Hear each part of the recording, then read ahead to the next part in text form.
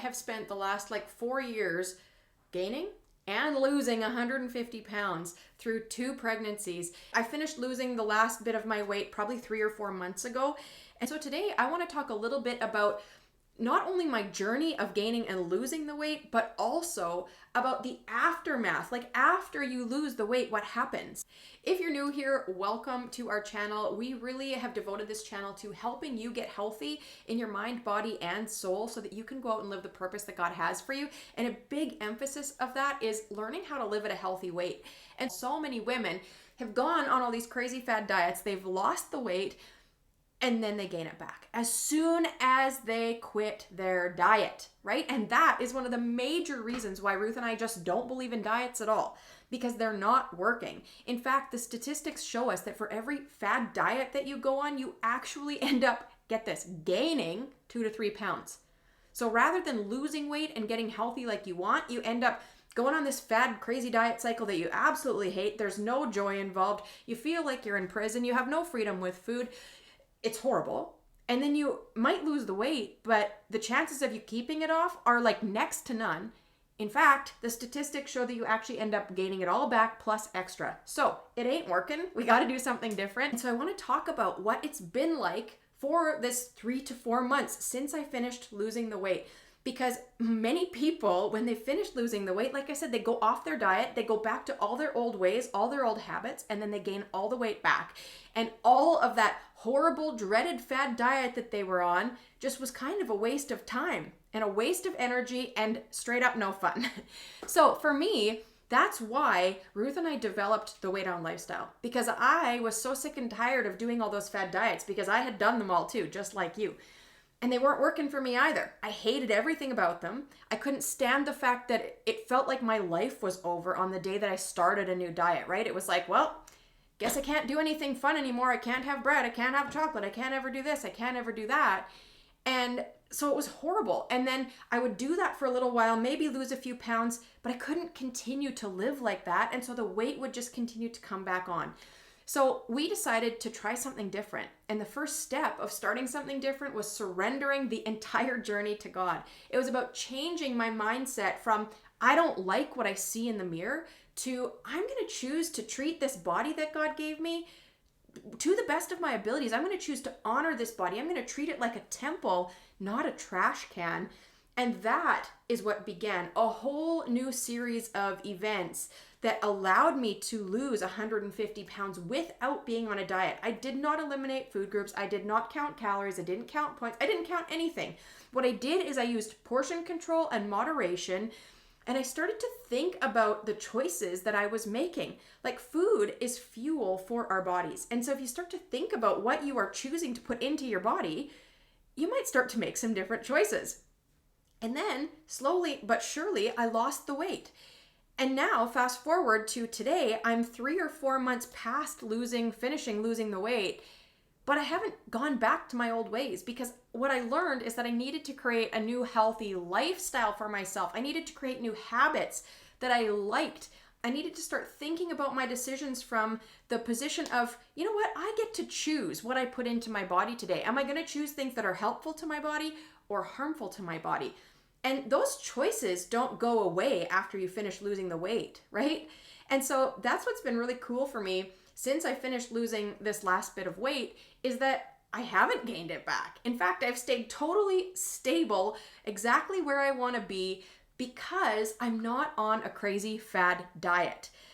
And that's the thing. We have to start viewing our weight loss journey from the perspective of taking good care of our bodies, not from, I hate myself, so I'm going to go on another horrible diet, right?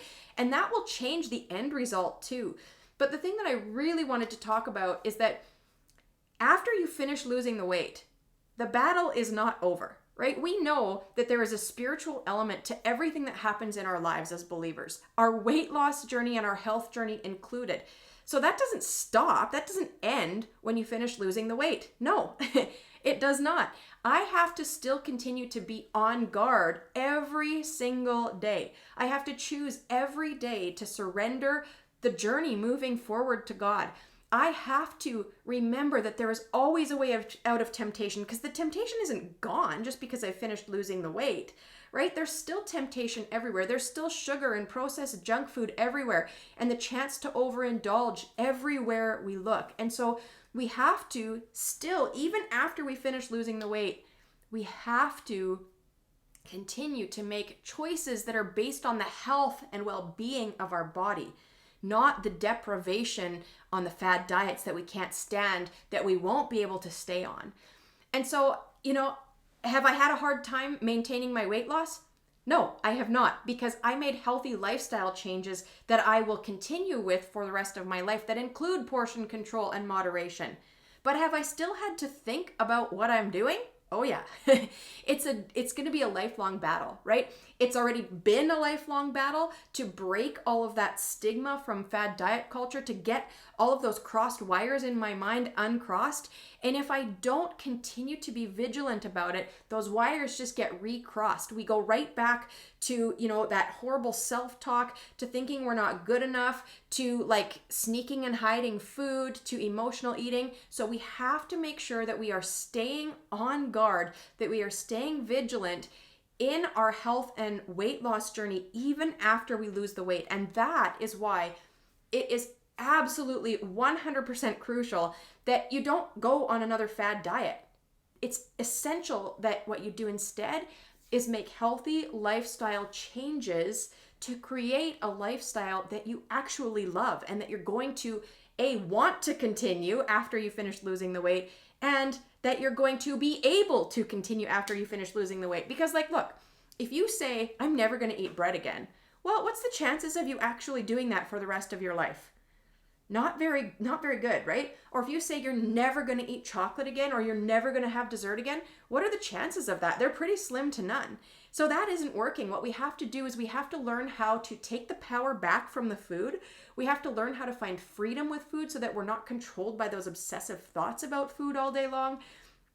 And we have to learn how to implement portion control and moderation, because when we do that, that is what allows us to eat everything, right? In moderation. The Bible talks about how we have to do things in moderation. One of my favorite verses that you've probably heard on this channel, if you've been here watching for any length of time, is Proverbs 25:16, that says, do you like honey? If you do, don't eat too much or it will make you sick, right? That doesn't say don't eat the honey. It says don't eat too much honey. And I just love that one because it's such a great example. And the Bible is filled with incredible wisdom for us on our weight loss journey if we are willing to put it into practice.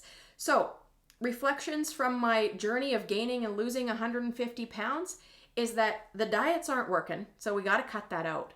We've got to learn how to surrender this entire journey every single day, sometimes moment by moment, because I know as well as you do that there is temptation absolutely everywhere, right? You go to the grocery store, there's temptation. You go through the drive-thru, there's temptation. You go to church, there's temptation. You go to Bible study, you go to the office, you go to work, you go here, you go there. There's sugar, there's processed junk, there's food everywhere, and our society is just built right now, it seems like, on overindulgence, which is just not good for us. And so a weight loss journey is difficult, and I am not here to say it's easy. I have been through it. I've been through it with you, and I know it's not easy. It is possible. And Ruth and I often like to talk about the ABCs of weight loss: awareness, belief, and consistency. And if we're aware of what we're doing, if we believe that with God on our side, all things are possible, and then if we consistently make those good, healthy choices using portion control and moderation, the Bible says we will reap what we sow. So that means that we will reap the seeds of good, healthy things if we're putting the good, healthy things in.